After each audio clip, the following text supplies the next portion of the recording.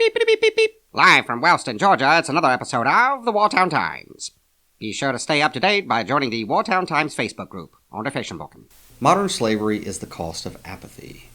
A report titled Profiting from Probation, America's Offender-Funded Probation Industry states, this report, based largely on more than 75 interviews conducted with people in the states of Alabama, Georgia, and Mississippi during the second half of 2013, describes patterns of abuse and financial hardship inflicted by the offender-funded model of privatized probation that prevails in well over 1,000 courts across the U.S. It shows how some company probation officers behave like abusive debt collectors.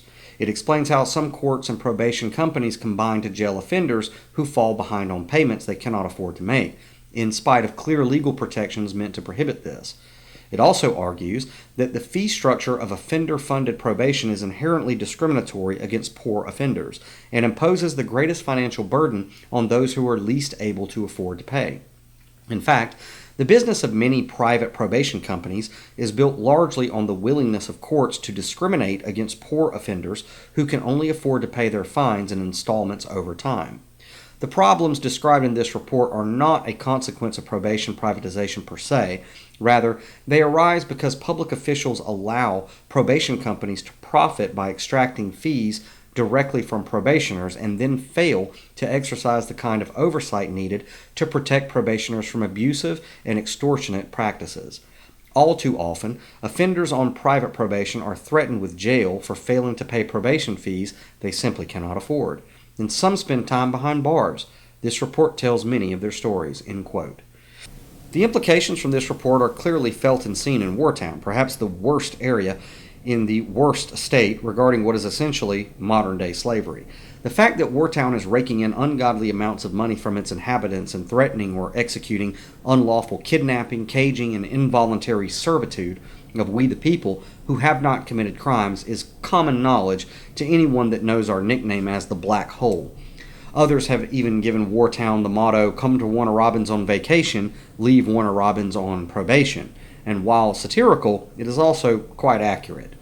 Privatized policing, probation, and prison systems we have allowed in our community have been a large part of actual crime being committed, as it has and will continue to breed desperation in lower-income communities where those caught up in the web of legality have little to no resources to defend themselves. Even if they can or are assigned public defenders, their rights are still compromised due to the issues discussed in previous sections with members of the Bar Association. Now we can see clearly how well-oiled a revenue-generating machine ignorance and public officials have created. In our community in Wartown, where we live. Sadly, it is because we, the people of Wartown, have not put a stop to this horrific system that it has spread throughout the country, and Americans everywhere are falling victim to what is not essentially, but indeed, a debtor's prison and modern-day slavery. This system is diminishing the freedoms and liberties our forebears secured and spitting in the face of every service member that our community claims to appreciate within it by undermining the principles we send them off to war to allegedly defend. It is stealing money from the people that generate it, stifling their ability to contribute in prosperous or innovative ways that could and would make Wartown a mecca for the state. It expands expenses for its perpetuation and is used to justify the militarization of the police and the establishment of a nanny state where any minor violation of a statute, act, code, or ordinance postpones and detours our life, liberty, and pursuit of happiness. It is unethical, immoral, unlawful, and blasphemy to any people claiming to be free. Given the simple information that we've discussed throughout the course of this Friendly Neighborhood Manifesto, it can now be seen clearly for what it is and why it is.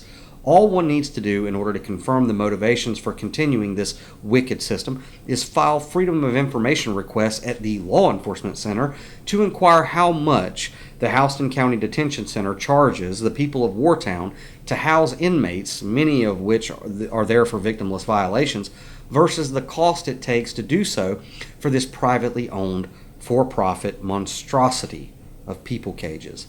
Private for-profit corporations have a vested interest in putting flesh and blood human beings into cages or their systems for as long as possible. That is what they charge we, the people of Wartown, for.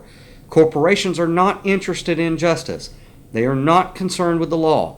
They could care less about freedom, liberty, or the pursuit of happiness, as these concepts serve as their most vicious competition.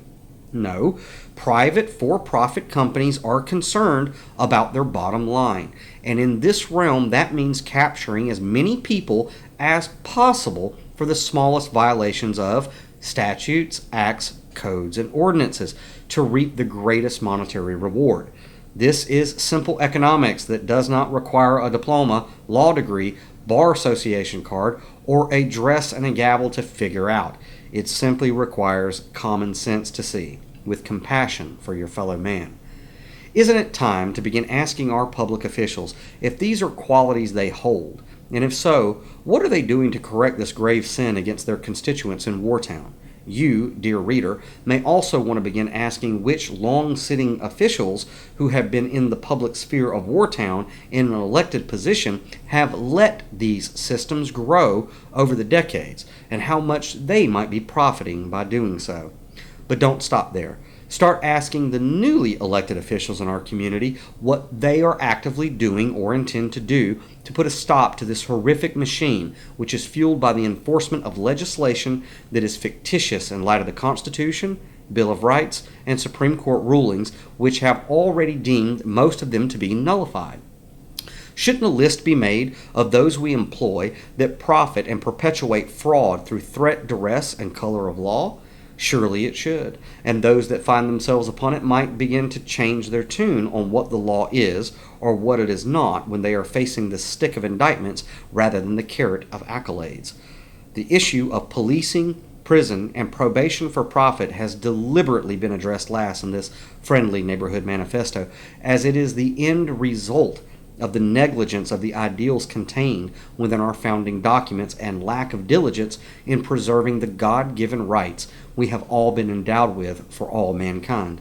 Modern and technological slavery is the cost of our apathy in these matters, and such a beast does not and will not discriminate, as its only goal is to spread and self-perpetuate until freedom, liberty, and the pursuit of happiness for anyone is but a distant memory.